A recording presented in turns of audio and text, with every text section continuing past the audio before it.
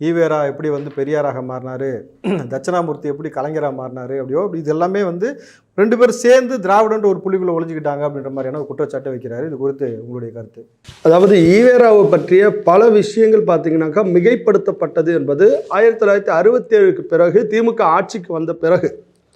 அதற்கு முன்னாடி அண்ணன் சொன்னது போல திமுக தான், அண்ணாதுரை அவர்கள்தான், அவர் கட்சியை சார்ந்தவர்கள்தான் ஈவேராவுக்கு எதிராக மிகப்பெரிய அளவில் விமர்சனத்தை தொடர்ந்து வைத்தவர்கள். அதே அளவு விமர்சனங்களை திமுகவின் மீதும் அண்ணாதுரை அவர்கள் மீதும் முழுக்க முழுக்க முழுக்க கடுமையான விமர்சனத்தை வைத்தவர் யார் என்று சொன்னால் ஈவேரா அவர்கள்தான்.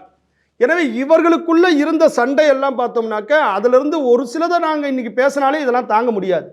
அண்ணன் சொன்ன உதாரணம் எல்லாம் அண்ணாதுரை அவர்கள் அப்பொழுது சொன்னது, எப்ப திமுக உதயமான போது அவர் சொன்ன திராவிட நாடு பத்திரிகையில் எழுதப்பட்ட விஷயம். நாம் என்ன சொல்றோன்னா, அந்த திமுக வந்து கருணாநிதி அவர்கள் எப்பொழுது தலைமையேற்றாரோ அதிலிருந்து தான் ஈவேராவினுடைய ஸ்டிக்கர் ஒட்டப்பட்டே வந்தது. அப்போ ஈவேராவினுடைய ஸ்டிக்கருக்கு என்ன பண்ணாங்கன்னா கொஞ்சம் கொஞ்சமாக மெருகூத்தி என்ன பண்ணாங்க, தெற்காசியாவின் சாக்ரட்டிஸ் யாரு, ஈவேரா அவர்கள் என்றெல்லாம் சொல்லி என்ன பண்ணாங்கன்னா இது எங்க கொடுத்தாங்கன்னா ஐநா சபையில் கொடுத்ததாக பல வருடங்களாக புத்தகங்களிலும் பல வருடங்களாக மேடைகளிலும் திமுககாரர்கள் பேசி வந்தார்கள். ஸ்டிக்கர் ஒட்டுறது அப்ப இருந்து இருக்குன்றீங்க. ஸ்டிக்கர் ஒட்டுற பழக்கம் இந்த திராவிட மாடல் சினிமா மாடலுக்கு உண்டு. சரி சரி. தெற்காசியாவினுடைய சாக்ரட்டிஸ் என்று சொன்னது ஐநா சபையிலோ அல்லது ஐநா சபையில் இருக்கக்கூடிய துணை ஏதேனும் அமைப்புகளிலோ என்று சொல்லி பார்த்தால் அந்த எந்த ரெக்கார்டுமே இல்லை. இது இந்த தமிழகத்திலே இவர்களாக திகாவினுடைய மேடையிலே இவர்களாக வைத்துக் கொண்ட பட்டம் என்பது வெளியிலே தெரிஞ்சது. இந்த ஸ்டிக்கர் பிஞ்சுது.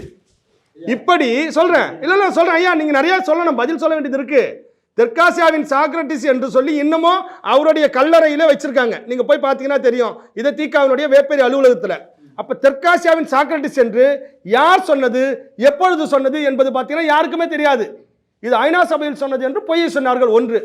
அதுக்கப்புறமா பார்த்தீங்கன்னா ஈவேரா அவர்கள், ஏன் நாங்கள் ஈவேராவை ஈவேரா என்று சொல்கின்றோம், ஏன் ஈவேராவை எதிர்க்கின்றோம் என்று சொன்னால், இந்த நாட்டிற்காக இந்த தமிழுக்காக போராடிய எத்தனையோ பேருடைய அந்த ஆன்மாக்களை போராட்டங்களை இவர் இந்த நாட்டிற்கு சுதந்திரம் கொடுக்க கூடாது என்று சொல்லி இந்த நாட்டினுடைய சுதந்திர தினத்தன்று கருப்பு கொடியை அந்த தீக்காக்காரங்க அத்தனை பேருடைய வீடுகளையும் ஏற்ற வைத்து அன்றைக்கு கருப்பு நாள் என்று அறிவிக்க வைத்தவர் ஈவே ராமசாமி.